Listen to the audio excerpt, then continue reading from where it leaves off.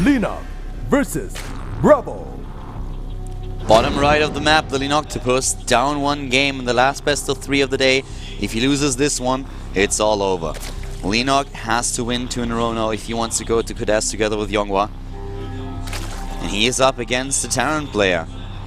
Bravo gaining that momentum by beating Flash in the losers match. Now he's up against Leenock with a 1-0 already. Here we have him starting to the top left. Can he go all the way? Can he do it? Only time will tell, man. Leenock sends a drone scout out. And this is going to be a great choice against, on a 2-player map, when the natural is wide open and Terran might feel a little bit uncomfortable. He could possibly proxy you. And having the drone over here to identify this, that this is not happening, is really smart by Leenock. It costs him a little bit in his economy, but he also can do a little bit of harassment. And we are going to see a gas, of course, from Bravo. And this is something that Leenock will be able to also scout with his drone. Yeah, it's going to be the normal opening. He could get a kill here. And he just might. I don't think he's going to get it, but it was close. Yeah, Forces a repair. Gets repaired.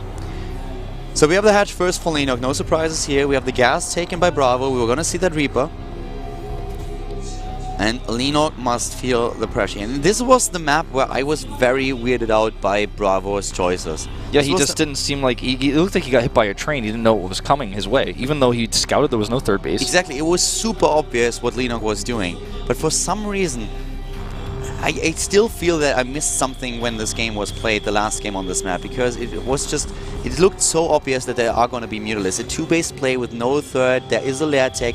What is the Zerg player going to do? There are very few options of what he could do. And the Mutalisks, they completely blindsided Bravo. And he had like no chance there. No turrets, not enough Marines. Yeah, nothing. There were no Marines. There no was bunkers, no wall. Absolutely nothing they can do there. You can't really wall on this map, though, to be honest. But so right now, I'm really interested to see what Bravo is going to change compared to the first game. Because I really feel that in the first best of 3, he was nervous. It's the first time he's playing in the studio. He's not a player who played a lot in front of cameras. And every player that you ask will tell you that when you play in front of an audience, in front of a camera, it's a completely different situation than when you play at home in your known environment where you feel comfortable. Remember what I said before we even got into the series, that he hasn't played that often. He seemed nervous when he played in Pro League. He did win his Terran versus Protoss on that particular match, but he's definitely nervous. And I think he's in his own right now. I mean, he's played several matches already. This is his third best of 3. Yeah, talk about, like, for example, players for foreigners that were playing here in the past. People like Naniwa, like Sasa, like Mana. Every single time they played in the studio, they were really nervous and they really had to adjust to these things. And once they got a bit of experience in the booth here in Korea, it was different. Even players that have been playing in a lot of tournaments outside of Korea were nervous when they were suddenly playing in the studio. So it's definitely a big thing. And Bravo is already starting to really work a bit better with this Reaper, keeping them alive this time. Yeah. Remember the first game that he played against Leenock? He really did a lot with those. Yeah, he did. Korean Observer zoomed in on... wow, that's crazy to actually attack there. Korean Observer zoomed in on the sign that says danger in Korean. I guess he was trying to say this Reaper is dangerous. Second Reaper's out. And... with these 2 Reapers, he's just going to sit back, it looks like. He's not poking around anymore. Got a decent amount of information about what Leenock is up to. And let's just see a different game here. I think we're going to see... First of all, Leenock's probably not going to go for that same build again, although he is mining a lot of gas. I mean, one of the things that you can do in this map too, you can also go for just massive aggression, just because there is no real... There's no wall potential. Even, even something like Banelings can work here, just because usually we are a little bit afraid of like Widow Mines, but you can send a few Zerglings in. But it's really difficult on most maps to break down the wall at the front of the base. On a map like this, you can do it. You can also just use roaches, but Leenock is going into the same style that he showed us the first time that he played this map. He's going for 2 base into lair, and we might just see him go for that spy again, especially since he now takes triple gas. It's a really giant Zergling that's dead over there, by the way, on that bridge. I don't think you saw it, but I don't know if you know what I'm talking about, but it's huge. I'm closing my eyes every single time the Observer is starting to show things that have nothing to do with the actual game that's going on, because I know what's happening. He's well, for me, I'm just like, Heaven... tortured Zerg units. I mean, Heaven, man, you already showed us that a few times. Like, you don't need to show us that anymore. Well, the lair is finishing up here. And... There's even a spine crawler. He wants to go for Mutalisks. I think so, man. It's starting to look pretty obvious that he's going that way. The Reaper wants to come in here and identify this, and this time This time Bravo does not go blind. This time he checks. So he will not find the Spire here. He needs to go and verify at the natural. But he sees the lair, right? And so that's pretty telling.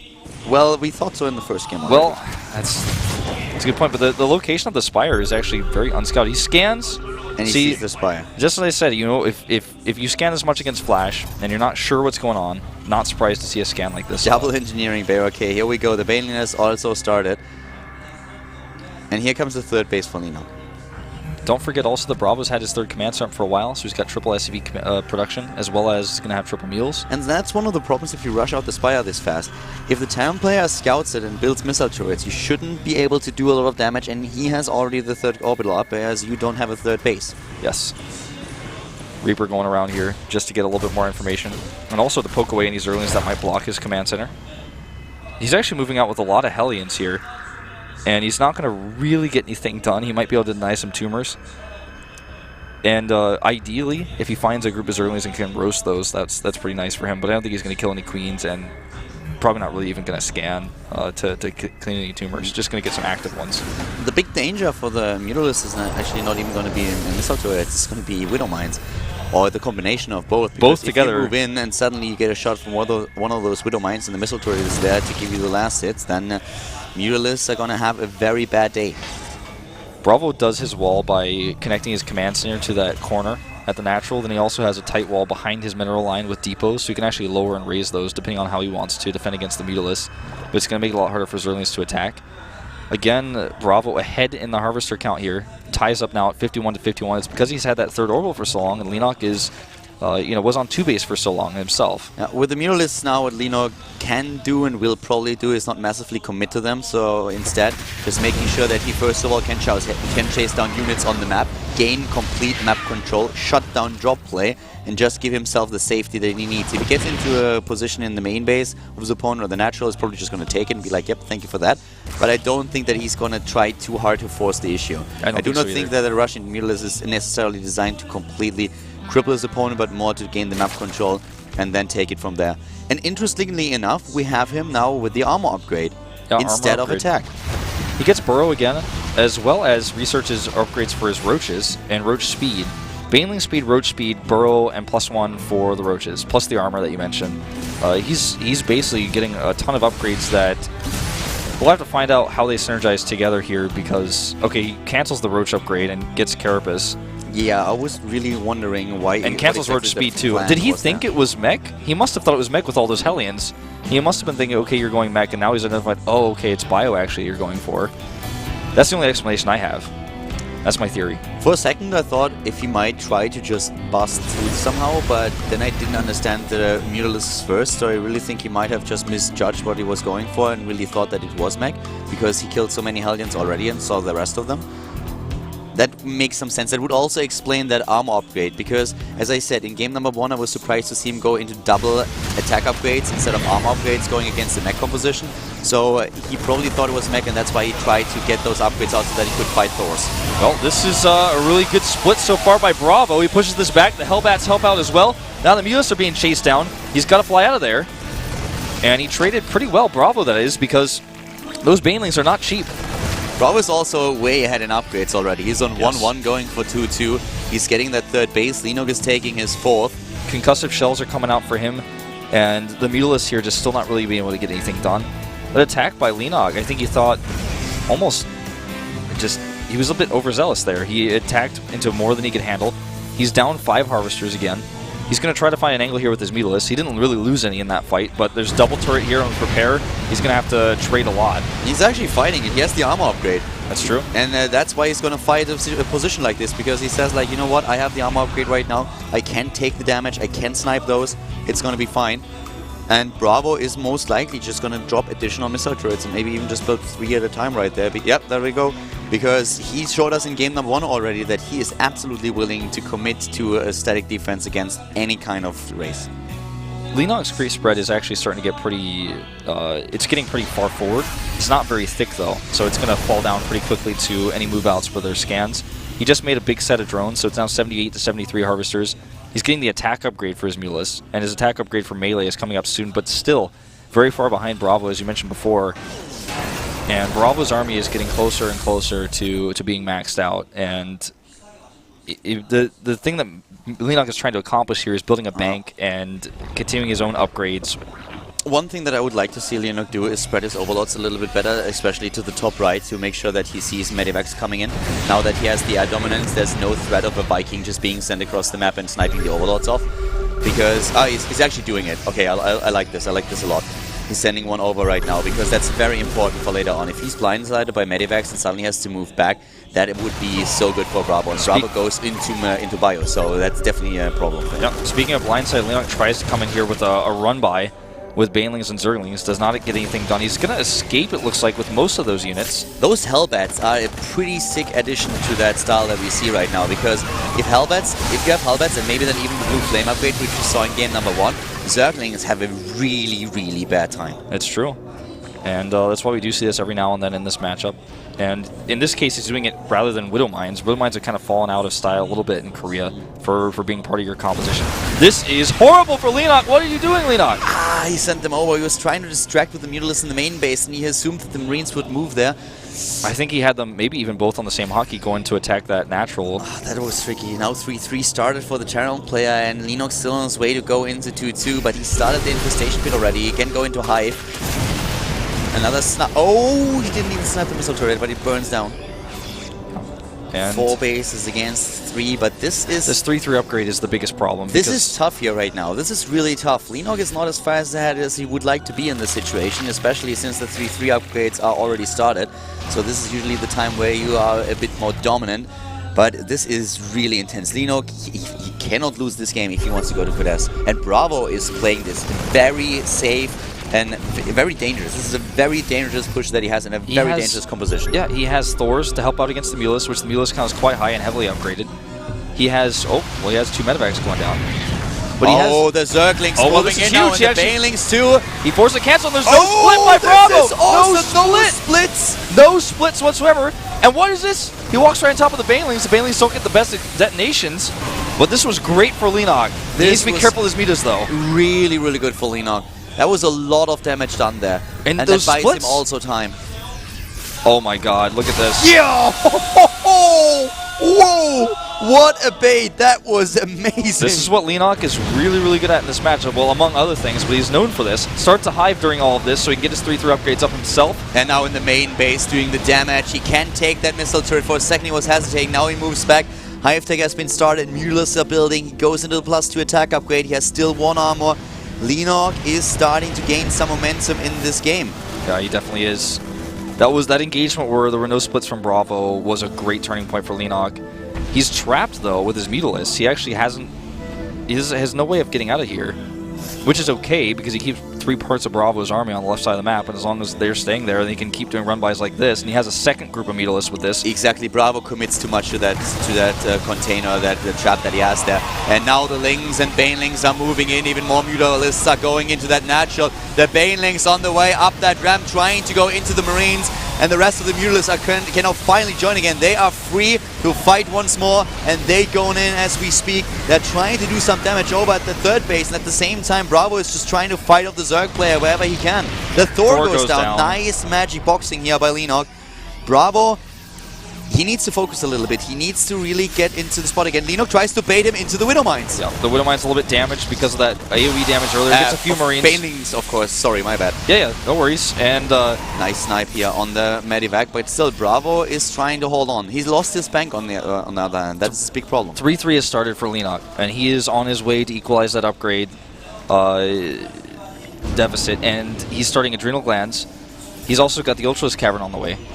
He's always got that transition available to him. And he's making these engagements look really, really good because of these traps, these run-bys. He's always got this big flock of Mutalisks, and with that he controls where the Terran Bio is, forces it, like a puppeteer onto the Banelings sometimes. He's got these Zergling run-bys where the Bio is not. And, I mean, the run-bys continue.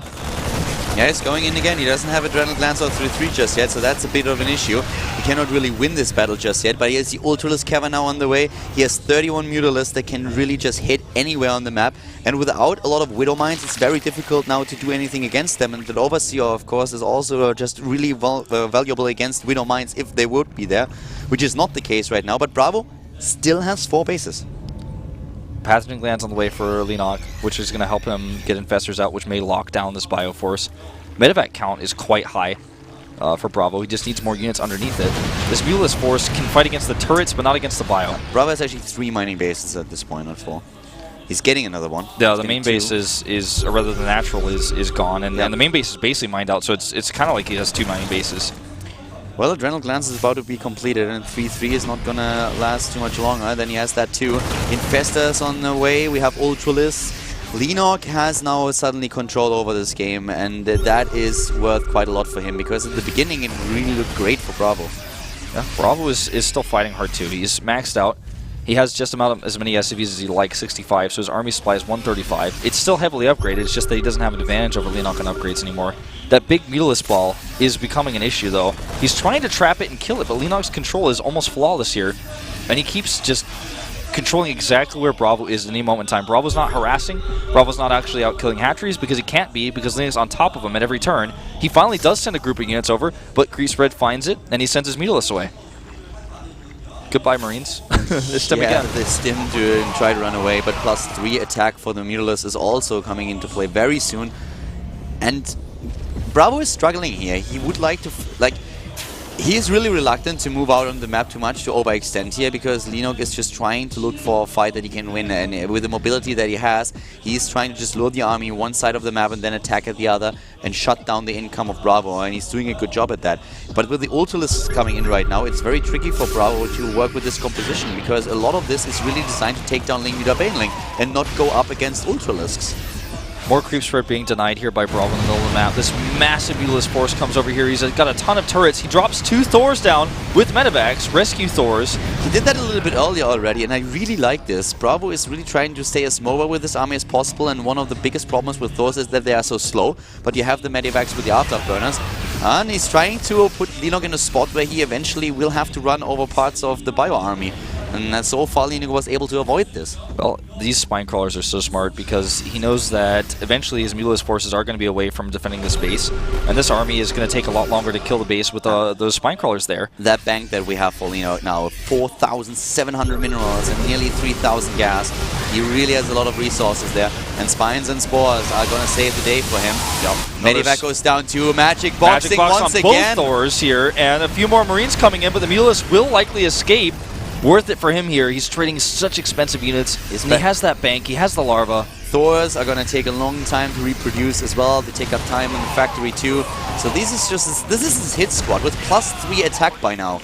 Yep. I mean, Leenock has 49 larva, first of all, so he's going to be able to make whatever he wants. I mean, literally, the choice is his. He has the bank to build anything. All of his units, all types basically, are upgraded anytime that you'd want in this matchup. Ultralis drawing the army to the top right. The Muleless at the bottom left, just poised to attack once again. They're going to kill that command center probably that's moving down. Yeah, one command center is trying to go into that spot, and Leenock is just flying right into it, and he's like, oh wow, look at that, free command center. No.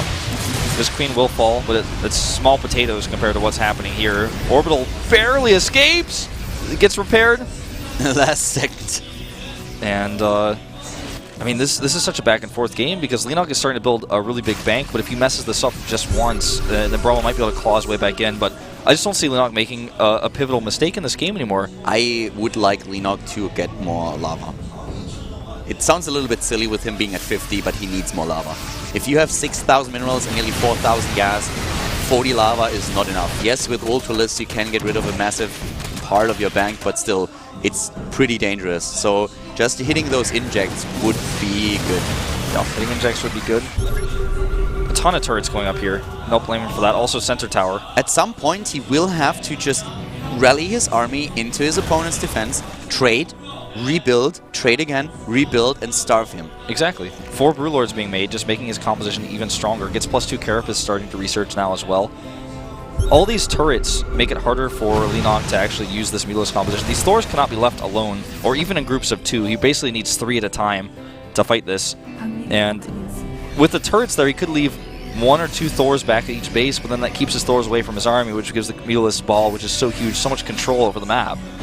I mean, Leenock has a great composition that's extremely mobile, but like you said, he is eventually going to have to start trading, because Bravo's army will beat his army in a straight-up fight. But that's why he has a 7,500 mineral bank and a 4,000 gas bank with tons of larva to spare. Well, there we go. He's going into the middle of the map once more. Keep also in mind that we still have a lot more harvesters for Leenock, and this means that his army supply is a little bit smaller. We also have 2 Ghost Academies coming in now, and that is looking like we're going to see a couple of nukes in this game. Maybe even snipes, and it's getting pretty dangerous that we also see 2 additional starports. If there is going to be, I don't know, if there's a fusion core. Yeah, if there's a fusion core, that could get scary. There's so many medevacs here, so he's basically just going to dart underneath these Broodlords. He needs the Banelings here, and Infestors. Broodlords and Ultralisk, they are moving in, and really nice connects with the Banelings. He's pushing him back. Both are dropping in supply, especially in army supply, but Leenock is getting the much better engagement here. Suddenly the entire armor of Bravo is gone. He's trying to escape with the help of the medivacs, but everything just goes down. Everything and Leenock has 8,000 minerals, 4,000 gas. He can remax instantly. He already has. The question is, what is he building? He's still at 4 more 73 lava. 73 larva left, 4 Ultras, a few more Infestors, plus 2 Carapace almost done. He lost nothing in comparison to his opponent. Yeah, Bravo basically had so many medevacs for healing, but the Bioforce underneath was not strong enough to contest this. There was a fungal, there were Banelings, there was just an Ultralisk, absolute disaster for Bravo. He lost everything there, and this is kind of game. This is basically the game, yeah. He's got nothing left, he can't build anything. Yeah. He's got only medevacs at this point in time, and that's not going to last too long. Leenock continues to push through here, and he's going to bring us into a game 3. It's starting to look like, I mean, what is Bravo going to do to come back in this game? He's going to start getting his production facilities camped here. He tries to come underneath his Broodlords of Widow Mines and just a few Marines, but it's not going to be enough. Yeah, this is, I mean, Leenock could build at this point, it could basically just build mass drones and rally them to adopt. Bravo holding on by a thread here. No bank, no money. Income is also, you know, he's got a decent income in minerals, but not so much in gas. And Leenock is going to start to wear him down here. He has to be careful, though, about these small squads of units now that he's... Well, that's basically not a small squad. That's basically the entire army that Bravo has left. That's but true. He actually is back to a 100 supply, you know? 100 army supply, that is. Yeah, and Leenock just needs to be careful and defensive with most of his units and attacking with small. Leenock basically has this game won at this point, that shot on the Widow Mine, though. But he can't get complacent. That's a big problem here. It's a matter of time, but he cannot get complacent here. The Terran player has no income compared to Leenock, and he has no bank. So Leenock has this one, but if he throws his armies away, that would still be a way to lose the match. Well, this is going to eventually be in Leenock's favor, but a decent trade. I mean, the best kind of trade that Bravo can really expect at this part of the game. But look at that bank, putting Leenock back again to max out supply. And he's doing exactly what you said, starving him out. He kills the base to the bottom left. Exactly, the base of the bottom left is gone, and that was one of the main sources of income for Bravo. This base over here is going to start taking some heat as well. The first planetary goes down. And he's going to want to repair this, but he barely even has enough resources to afford the repair. Exactly, and the Ultralists are just tanking the shots here. So all of those resources are just going to evaporate. In the middle we have another battle, and there's still 40 lava available for Leenock. He has the resources, he can't even max out because he needs additional overlords, but things are just looking so good for him. It's a bit of a matter of time here. The thing is, Bravo would probably leave this game if he knew about the resources that Leenock has here. But he doesn't know, so he's fighting and he's trying because he thinks maybe if I can beat this army. He's running out of resources and he can't build anymore. He doesn't know that Leenock can easily remax with 200 supply if need be. Yeah, at any moment. I mean, Leenock's gas bank has gone down to 1,600 gas. I mean, that's not a big problem. Yeah, the poor rich kid at this point. Exactly. What is he going to do now? He's basically just waiting to go to a really expensive university in this game is what we've got left here. 17 mutas, 8 ultras. I mean, he's still mining from all of his bases. He's got about 4 times as much gas mining going on as Bravo does. Bravo doesn't have the base to the bottom left. I don't think he ever will again. He's starting to be mined out as natural. His third base is mined out.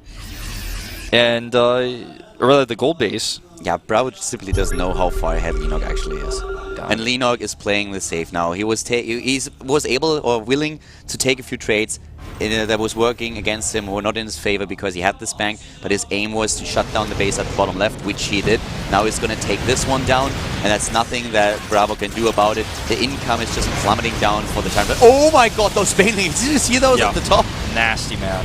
They took down at least 20 SCVs there. Well, there's only 20 SCVs left, and this Bioforce is going to evaporate in seconds. Leenock has won game 2. Bravo and the rest of us are going to go to a third game to decide everything. One last game. Leenock loses 40 supply, remaxes instantly, has still 5,000 minerals, there's another base that he takes. And he is just eliminating a building after building right now. 9 Ultralists, 5 Queens, the 40 Mutalists are still alive here. Bravo just doesn't want to give this up. He knows if somehow some miracle happens, he's already in Code S. It's not going to happen, though. Wouldn't mind shots here hit most of these Zerglings, not the Ultralists that he wants to hit. Bravo will have to fight another time, but he played a pretty good game here. And keep in mind, this is the map choice of Leenock. This is the map that he wanted to play. Yep. This is the end. This is Bravo's last stand, his last army. 48 army supply you're looking at. There's the Fungal. He's trying to take out the Ultras. This is way too much DPS here for Leenock. He's forcing him back actually for now. I mean, he lost a lot, but he's able to kill the last Ultralisk and forces Leenock back again.